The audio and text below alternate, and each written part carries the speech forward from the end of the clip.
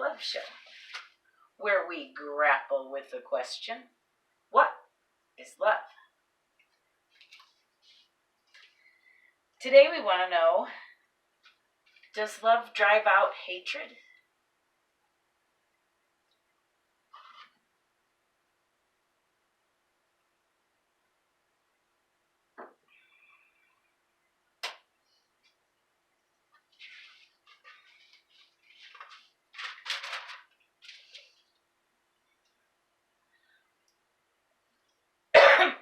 Excuse me. Last week, we proved that love does in fact conquer all. So I think we are going to find that love does drive out hatred. But I thought that maybe we would look at where hatred comes from in the first place. First.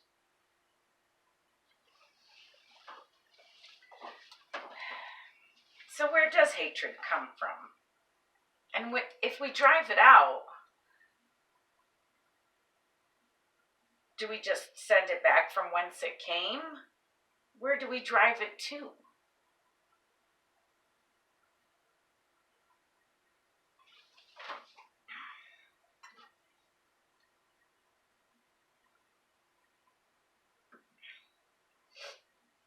Psychology Today had an article entitled, "The Psychology of Hate. Why Do We Hate?" from 2017 by author Allison Abrams. Allison says, according to a study by the Southern Poverty Law Center, there are at least 917 organized hate groups in the United States.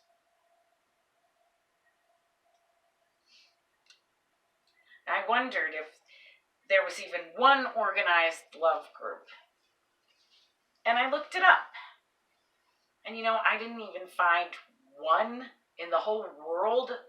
I didn't find one organized love group. I mean, there's church groups, I guess, claiming to be about love, different faiths and things, but they didn't come up when you Googled love group, but you can find hate groups up your nose. I was going to say up the wazoo. I think I can actually say wazoo. I think that's okay. 917. We need to organize 917 love groups to combat the hate groups. If it is true that only love drives out hate, we can send, or we do send the police out to deal with hate groups. And the police might even be a hate group, if you think about it. So if this does not work, and I think just the fact that we have 917 hate groups in America and no love groups shows that it doesn't work. If sending the police out doesn't work, then why do we keep doing it?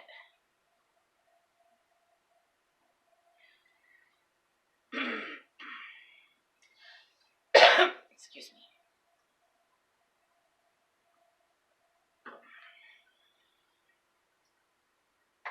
So Allison outlines why we hate in her article. She says that fear of the other makes us hate. Fear of ourselves makes us hate. She says that according to Dana Herron, clinical psychologist, the things people hate about others are the things they fear within themselves. Fear stinks. I have an issue with fear.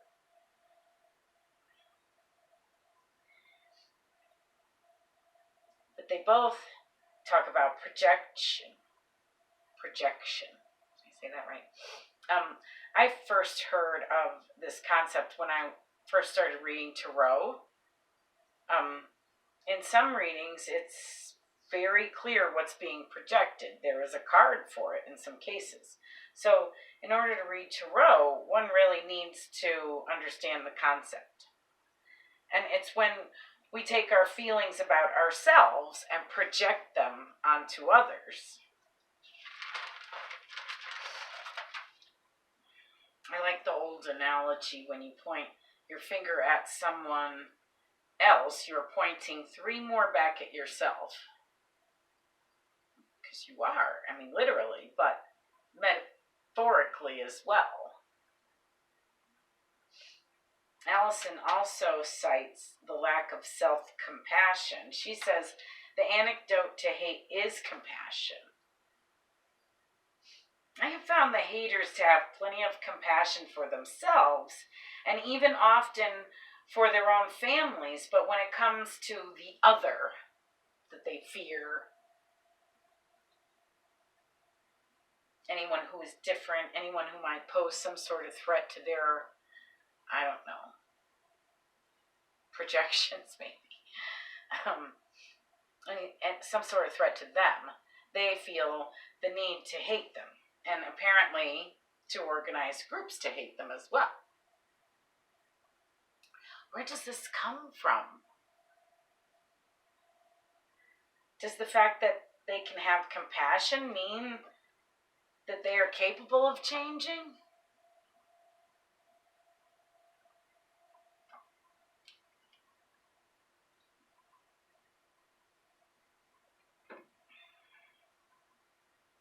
As we get older, it is so much harder to change. We get stubborn and set in our ways. My father always said, a leopard doesn't change its spots. And it has proven true about my mother, to whom he was almost always referring.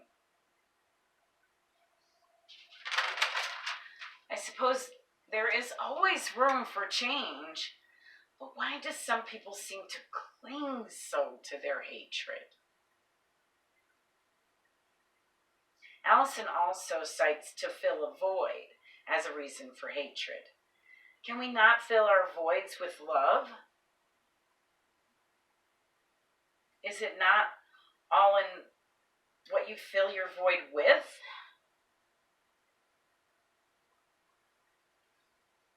My husband had a theory years ago that love equals hate. He had a whole equation for it, with math and everything. And he proved through his equation that if you spend that much time on someone or something to hate them, that you must actually love them. Because you wouldn't spend that much time on them. Our very first episode in season 1, Love and Time, we proved that love is time. If you spend all of your time on something that you, in fact, love it.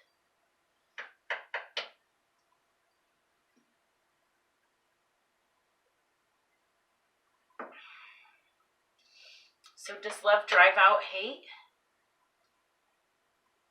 I'm sure that hate sure as heck doesn't drive out hatred. It just creates more. I'm making this show on Dr. Martin Luther King Day. It will air in most places, though, on Wednesday. But his birthday was actually on the 15th of January. So happy birthday, Dr. King.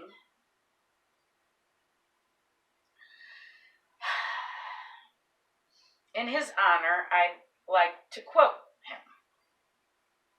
And Dr. King said,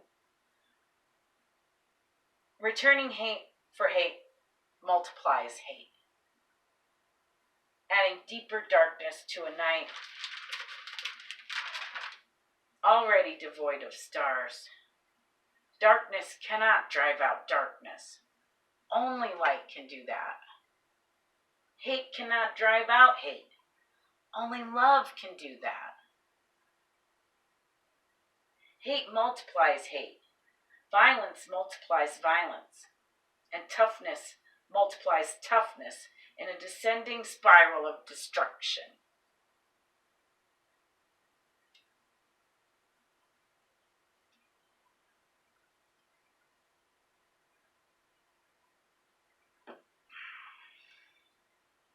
So happy birthday, Dr. King, wherever you are, and thank you so much for your words.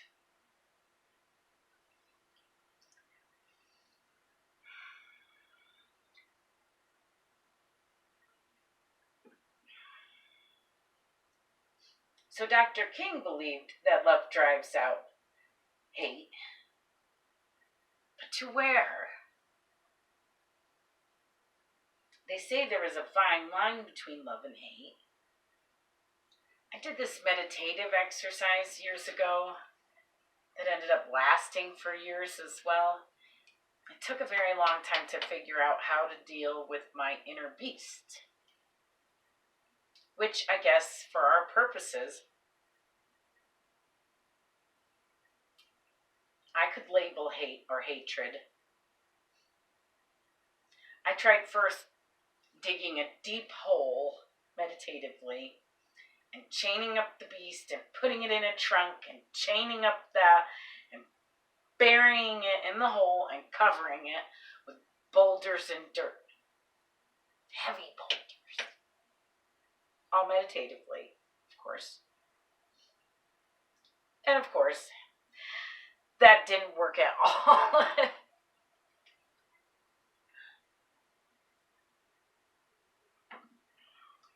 Sure, it was a temporary fix, but the next time, a few years later, my beast reared its ugly head.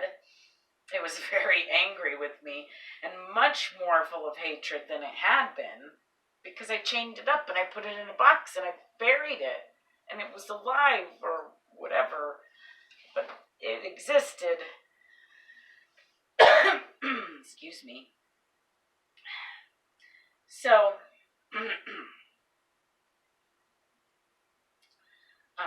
I stupidly chained it up again, meditatively, of course, and put it in a cave deep within the earth and put a big boulder in front of it. Obviously, this did not work either. Well, it worked, just exactly like burying it in chains and a chain trunk had worked for a couple of years, but then it emerged in my waking life in the form of attacks, and I'm generally not a violent person, but it had turned angry and was volatile enough to become violent. So I again sat down with my beast meditatively, and by this time I was well immersed in my musical career. So I thought, why don't I play it a song? So I did. It's a little weird playing music meditatively, but this was the best idea I probably ever had because it worked.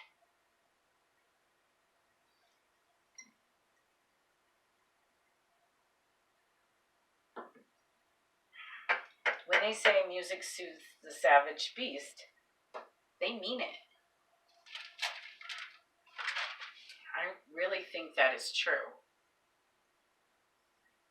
We found in our Is Music Love episode that yes, music is love. I have seen music dissolve deep-seated, bred-at-home, organized hatred. I've watched groups that would normally only hurt each other come together and keep it cool in order to hear a great musician without incident. I've witnessed this. They love music, the musician loves music, the fans love the musician, and most musicians return the love in the form of music. So much love. Complicated love with so many facets. Love is complicated. That's something we have definitely found.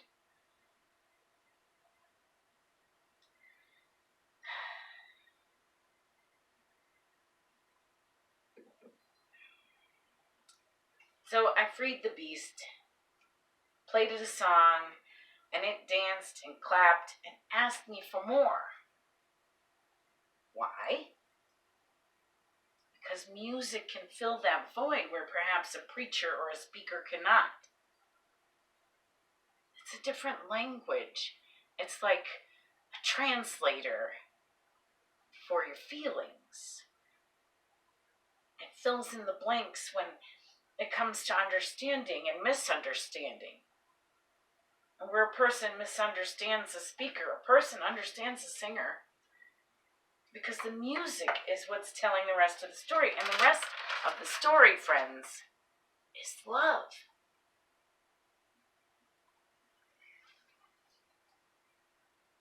So why was this beast inside me anyway? Well, it turns out we all have one. You've heard the tale of the two wolves, supposedly an old Cherokee story where grandfather tells his grandson that we all have a light and a dark wolf within us that are warring. You heard the story? And the grandson asks which one wins, and the grandfather says, the one you feed. I'd say the truth is that we must feed both often.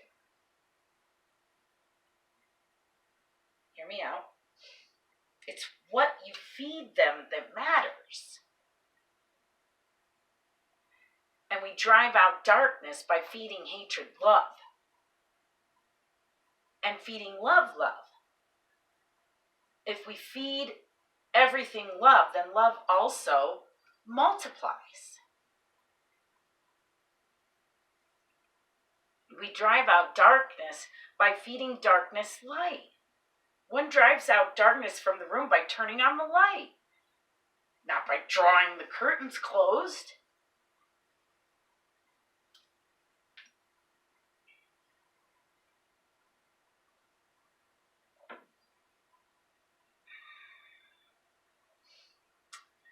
So it seemed as if my beast needed acknowledgement. Just like a person who is hated or a person who is hating just needs to be heard. It had the need to feel acknowledged, and then it needed to be loved. And I loved my beast with music. I know it's easier said than done, but we here at the Love Show are here to help. Our show pretty much outlines all the ways, and there are many, all the different ways that we can show love. And thusly, we have outlined all the different ways to apply love in your life. Here are a few ideas. We have found love to be gratitude, so have gratitude. Attention, give attention. Like I said already, time, music, but also atonement, applause, laughter, your inner child and children, rose quartz, Tibetan prayer flags, truth, angels, light, the path to peace, the death of duty to kill one another.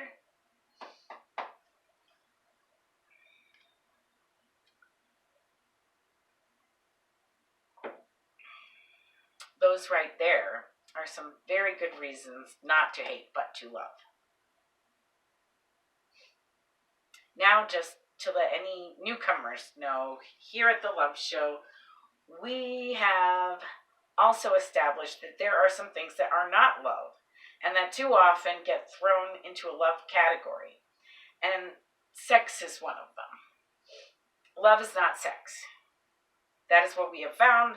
So I never mean sex when I say love, just so you know.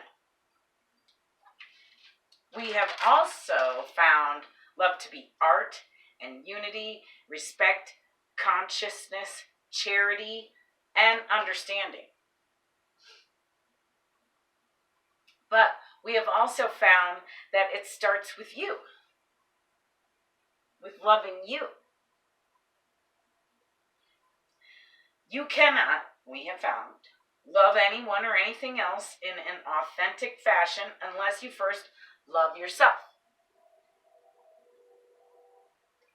Train agrees. Can you hear the train?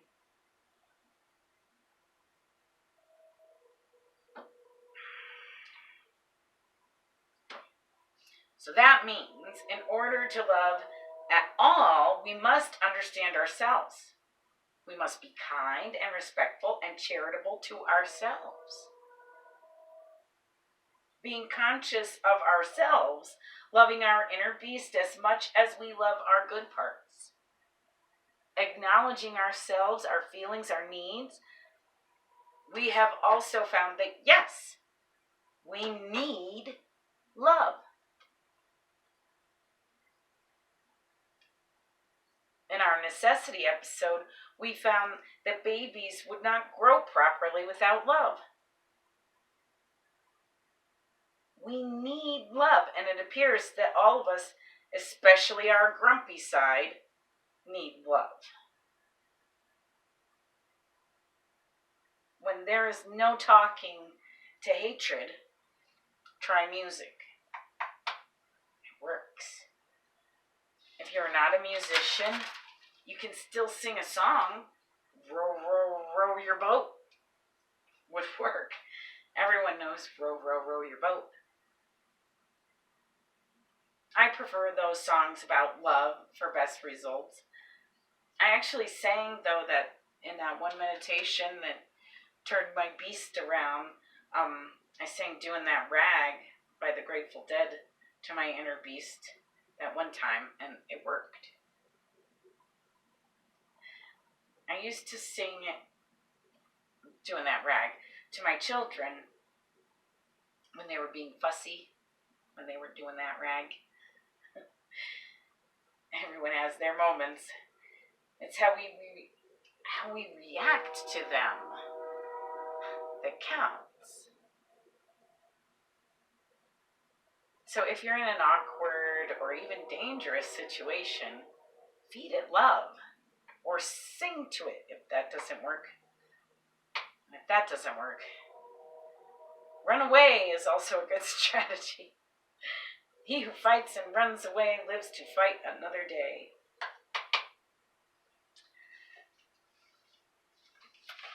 I like walking away singing. Love!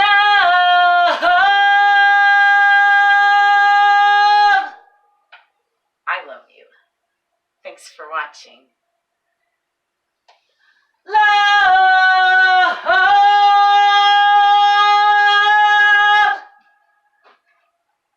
A MililliStudios production.